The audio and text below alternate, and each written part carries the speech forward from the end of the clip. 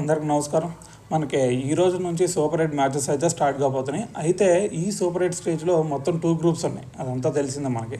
మరి ఈ 2 గ్రూప్స్లో నుంచి ఎవరు ఇద్దరు సెమీఫైనల్కి రాబోతున్నారో అనే దాని గురించి మనం మాట్లాడితే, ఫస్ట్ మనం ఏ గ్రూప్లో చూద్దాం. ఏ గ్రూప్లో ఎలిమినేట్ చేసే టీం ఏదైనా ఉందా అంటే బంగ్లాదేశ్ ఉంది. సో బంగ్లాదేశ్ని ఈజీగా ఎలిమినేట్ చేసేయచ్చు. సో దాని తర్వాత ఎందుకంటే వాళ్ళ రీసెంట్ పర్ఫార్మెన్స్లు చూసినా కానీ అంత మంచిగా అయితే లేవు. మిగతా టీమ్స్ అన్ని చిన్న టీమ్స్ మీద గెలిచి వచ్చారు కాబట్టి సో వాళ్ళు సూపర్ 8 వరకు వచ్చారని అయితే చెప్పాలి. సో దాని తర్వాత మరి ఈ సూపర్ 8 స్టేజ్లో మనకి ఇండియా అలాగే ఆస్ట్రేలియా ఇలాంటి మెయిన్ టీమ్స్ ఉన్నాయి. ఆ రెండు మెయిన్ టీమ్స్ మీద గెలవటం చాలా వరకు అసంభవం అని చెప్పాలి. మరి బంగ్లాదేశ్ని పక్కన పెడితే దాని తర్వాత ఆఫ్ఘనిస్తాన్ ఉంది మన టీంలో, మన గ్రూప్లో.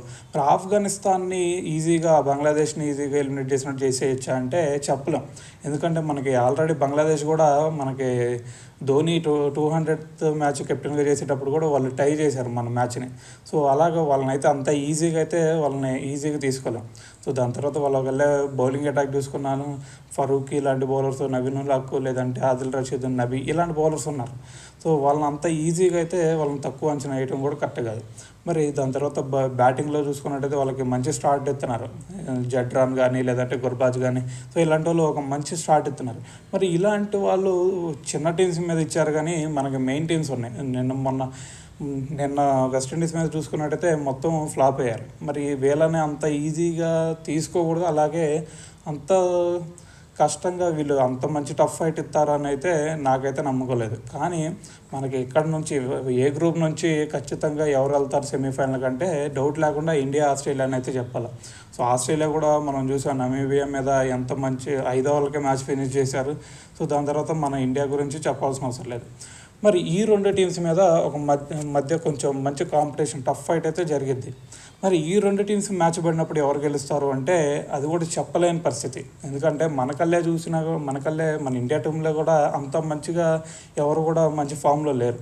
సో విరాట్ కోహ్లీ స్ట్రగుల్ అవుతున్నాడు. రోహిత్ శర్మ ఫస్ట్ మ్యాచ్ 50 చేశాడు, దాని తర్వాత మంచి స్టార్ట్ ఇవ్వలేకపోతున్నాడు. మరి అంత మంచి ఫామ్లో అయితే మన ఓపెనర్స్, స్టార్ బ్యాట్స్మెన్స్ వీళ్ళిద్దరు అంత మంచి ఓపెనింగ్ అయితే చేయలేకపోతున్నారు. మరి రేపు వీళ్ళిద్దరు ఫామ్ని అయితే మనం చెప్పలేము. రీసెంట్ ఫామ్ చూసి ఈ తర్వాత మ్యాచ్ కూడా ఇలా ఆడతారని అయితే చెప్పలేము. వాళ్ళిద్దరు ఏ మ్యాచ్ అయినా ఫామ్లోకి రావచ్చు, ఏ మ్యాచ్లో అయినా సరే ఒక మంచి స్టార్ట్ ఇవ్వచ్చు.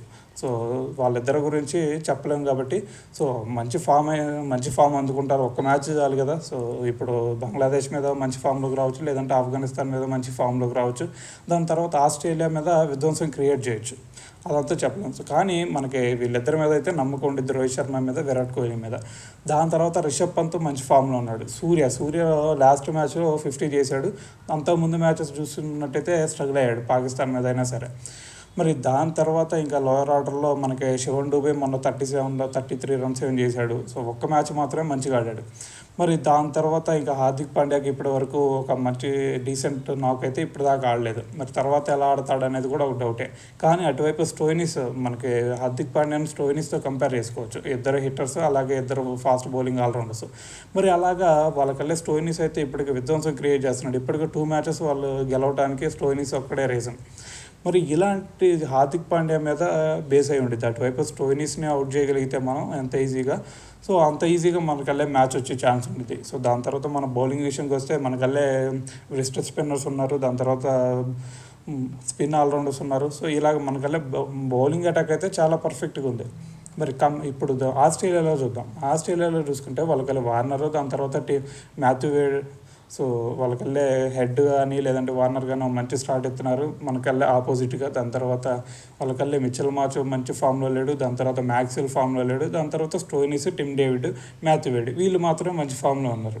దాని తర్వాత బౌలింగ్ అటాక్లో చూసుకున్నట్టయితే ఆడమ్ జంపా ఒక మ్యాచ్లో మ్యాన్ ఆఫ్ ద మ్యాచ్కి ఉన్నాడు. దాని తర్వాత వాళ్ళకల్లా హ్యాజల్వుడ్ రేపు మ్యాచ్లో వస్తాడు, దాని తర్వాత స్టార్క్ ఉంటాడు, దాని తర్వాత ప్యాట్ కమిన్స్ని కూడా తీసుకొస్తారు. ఇలాంటి టఫ్ బౌలింగ్ ఉన్న టీం మీద గెలవటం అనేదే మనకు మెయిన్గా. ఎందుకంటే ఆస్ట్రేలియా మీద కనుక మన వాళ్ళు గెలిస్తే ఖచ్చితంగా ట్రోఫీ మనదే. సూపర్ 8లోనే డిసైడ్ అయిపోయింది మన వాళ్ళు ట్రోఫీ కొడుతున్నారా లేదా అనేది. మరి అదంతా పక్కన పెడితే మరి ఈ గ్రూప్ నుంచి మన వాళ్ళు ఇద్దరు వెళ్తారు, ఇండియా, ఆస్ట్రేలియా. మరి అవతల గ్రూప్ నుంచి మొత్తం 4 టీమ్స్ ఉంటే యూఎస్ఏని ఈజీగా ఎలిమినేట్ చేసేస్తారు. అది పక్క పోయింది. ఎందుకంటే వాళ్ళు చిన్న చిన్న టీమ్స్ మీద ఆడి ఇప్పుడు సూపర్ ఎయిట్కి వచ్చారు. సో అంత వీళ్ళ ముగ్గురికి అంత టఫ్ ఫైట్ ఇస్తారా అంటే చెప్పలేం. సో ఆ టీంను కనుక మనం ఎలిమినేట్ చేయగలిగితే దాని తర్వాత ఇంగ్లాండ్, వెస్టిండీస్, సౌత్ ఆఫ్రికా, మరి ఈ 3 టీమ్స్లో ఎవరు మనకి సెమీఫైనల్కి వస్తారు అనే చెప్పాలి అంటే ఇప్పటికే మనకు అర్థమైంది. ఇంగ్లాండ్ ఒక మ్యాచ్ ఓడిపోతుంది, సౌత్ ఆఫ్రికా, దాని తర్వాత వెస్టిండీస్ ఒక్క మ్యాచ్ కూడా ఓడిపోలేదు ఇప్పటి వరకు. మరి మనకు ఫేవరెట్గా చూసుకుంటే ఇప్పటికి రీసెంట్ ఫామ్ చూసుకుంటే మనకి సౌత్ ఆఫ్రికా, దాని తర్వాత వెస్టిండీస్, వీళ్ళిద్దరు మాత్రమే మనకి ఫస్ట్ సెమీఫైనల్కి వచ్చే ఛాన్సెస్ ఎక్కువ కనిపిస్తున్నాయి. కానీ మరి ఇంగ్లాండ్ని పక్కన పెడతామంటే ఇంగ్లాండ్ని అంత ఈజీగా పక్కన పెట్టలేం. ఎందుకంటే వాళ్ళకల్లే మంచి స్టార్ట్ కూడా వస్తుంది.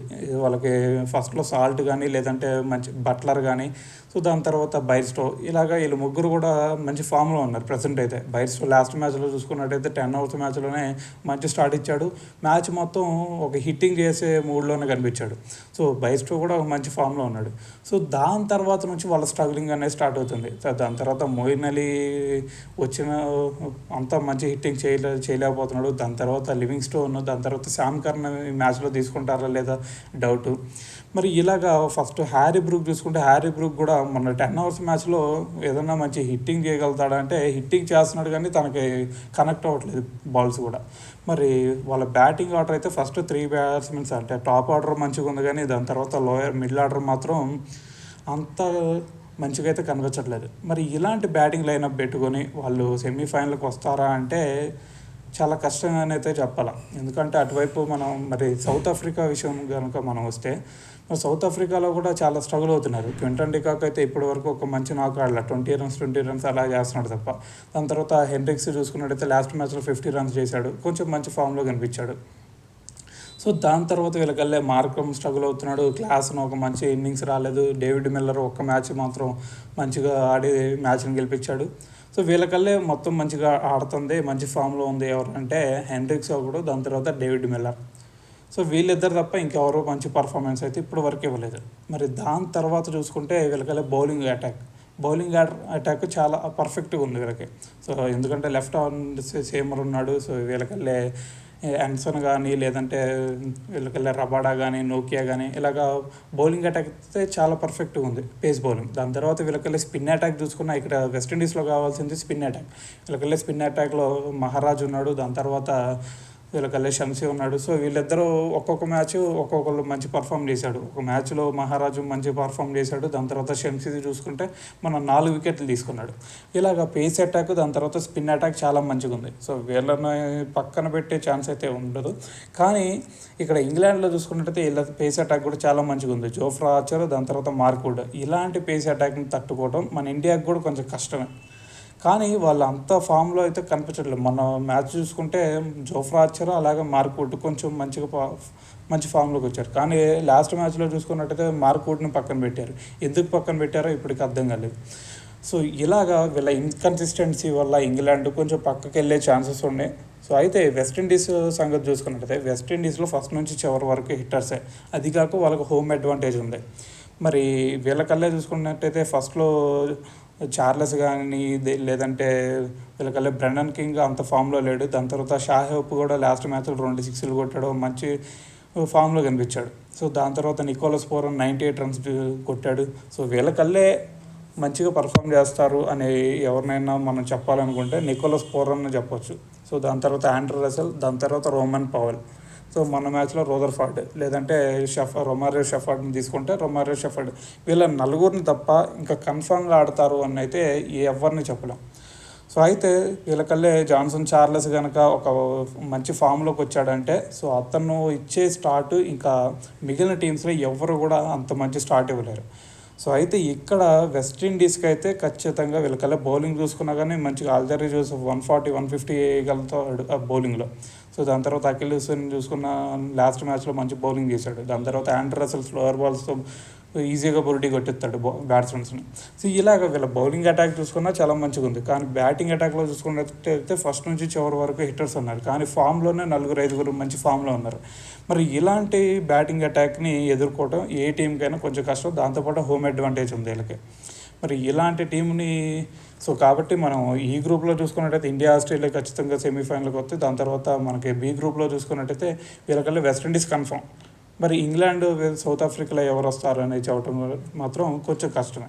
సో ఆ రోజు ఎవరు మంచి పర్ఫామ్ చేస్తారో సో ఆ టీం అయితే ఖచ్చితంగా వచ్చిందని అయితే చెప్పాలి.